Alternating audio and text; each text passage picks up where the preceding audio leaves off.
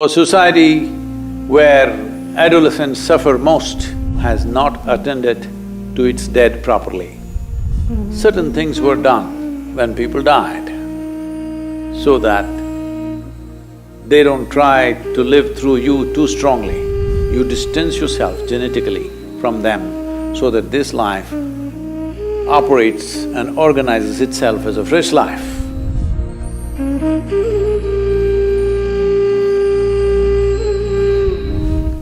Well, it is Mahalaya Amavasya in the next few days. This is a time of the year where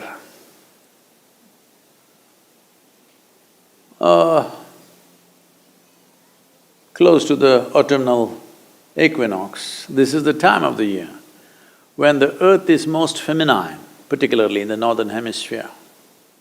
The feminine quality of the planet is more enhanced. So, feminine being dominant, Mahalaya Amavasya is also seen as a time when our respects, regards and obeisance be paid to our ancestors. What is the significance of ancestors? They're dead, why should we bother about them? Well, the problem is, who you are right now, in today's world, you constantly being on Google, maybe you think you were delivered by the Google lady. The people that we refer to as your ancestors, they may not necessarily be wandering around, hanging on to the trees, but they're living within you. How much of ancestry stays alive within you? On one level, it enriches your life. On another level, it enslaves your life. We are who we are only because of our forefathers. What they learned, what they knew, their skills, their technologies, their sense of life, we have imbibed all of it knowingly or unknowingly, every one of us. At the same time, if you let them live too strong within you, you won't have a life of your own. Because then, do not underestimate the dead, they will try to live through you. This is why so much care was taken, not in any one culture, across cultures everywhere in the world.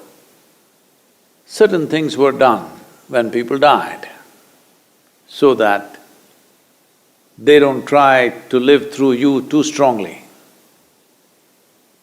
Because if they live through you too strongly, your life is wasted. That is, you will not be a fresh life. You will be sort of a carbon copy of an old life. The very way you sit and stand You may not understand this in the beginning of your life. When you were 18, 20, you thought you're definitely not going to be like your father or your mother, that's the last thing you want to be. You know, I'm talking about the free spirits. But by the time you're 45, you sit like them, you stand like them, you talk like them, you know. Unknowingly, even your body moves like them. So every culture always took care to distance themselves from the dead in so many different ways. In India, we developed elaborate methodologies, chose times when we can do maximum in this direction, so that year on year, we create more and more distance. So this is a time of the year which is referred to as the Pitru Paksha. That means this is a time to attend to your ancestors. You may know them, you may not know them. Up to 12 generations of people are usually attended to so that they don't try to live through you. You distance yourself genetically from them so that this life operates and organizes itself as a fresh life, as a new possibility, that it doesn't become a repetition of the past. So this, we are right now at this time on the Mahalaya Amavasya in the yoga center. I think anywhere between 20 to 25,000 people will do the necessary processes to distance themselves from their ancestors. They may be dead long time ago. How we handle the dead has substantial relevance to one's life. I've said this before, which now going into research mode in some places, because what you observe with life is no more research. You have to observe the lab rats, whether their ancestral behavior has influence on them. Only if it's true for rats, it's true for you. Rat race, you know. Well, even among them, it's been noticed that one experiment, I think this happened in the Emory University, if I'm right, or I could be off in terms of university, some premier American university for sure. They made this small experiment where a bunch of rats were given nice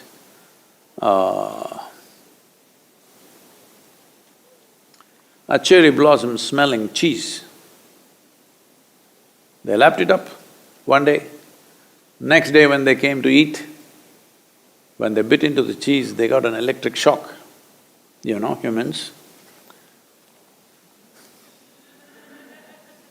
And again, a few days, they did this, that whenever they bit into this cherry blossom smelling cheese, they got a shock. 7 generations of rats would not go anywhere near cherry blossom smell. They learned their lesson, I'm saying. And these generations did not live together in case they're running a school. They were separated. So wherever they were, for 7 generations, their learning remained. It's only in the 8th generation, it started dissipating. So it is true with rats, it must be true with you. I mean, I'm going by the data. But we know always it's true with you. Both positives and negatives are true with you. Both positives and negatives, if it become very strong influence upon your life, they turn into a negative process. It may be positive, but if it becomes a very strong influence, then it becomes negative because whatever your 7 I'm only going 7, okay?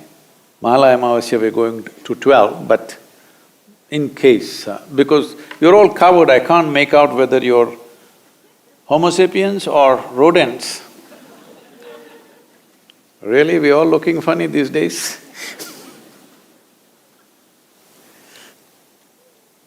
So, generations of people that we have lost, probably we do not know them, we don't know their names, we have not even seen their pictures, but they're living through us. So whatever learnings they had 7 or 12 generations ago, if it plays out too strongly, you will become irrelevant to today's life. So you have a fear of cherry blossom, may not mean anything today, but it continues within you. So this complex web of information, which we are today calling as genetic information, karmic information, pranic information, various kinds of things which have built up as a network of information which is functioning in our lives in so many different ways. Some of it has been accessed and researched by scientific modern research. Many, they know it is heading in that direction, but you need funding to come out with results, so it is being postponed. But we know this has influence. especially societies which don't handle their dead properly. In those societies, the most vulnerable population will be adolescents. From 0 to 8 years of age, children generally have a kind of a protection and an immunity from the ancestors. They be their own thing, but between 8 and 18, the influence of unattended ancestral, for lack of words I'm using, their spirit or their memory plays havoc with adolescents. So a society where adolescents suffer most, it's the best part of your life in many ways, but they suffer most, that society, you must know, has not attended to its dead properly. So this is a time of the year where even if we have not done something in the past, everybody makes an attempt to deal with the ancestral dead so that their influence is limited in our lives. We appreciate who they were, we appreciate their contributions, we have this kind of body, this kind of brain, this kind of learning, this kind of whatever. In all that they have a role, we appreciate that. At the same time, we want them to stand a little away from us so that we can live our own lives. This is important. Otherwise, their influence will be very, very strong. Adolescents and post-pregnancy women are most vulnerable for these forces. It is very important. If there are such people in your homes, you must attend to this. So Mahalaya Amavasya is that day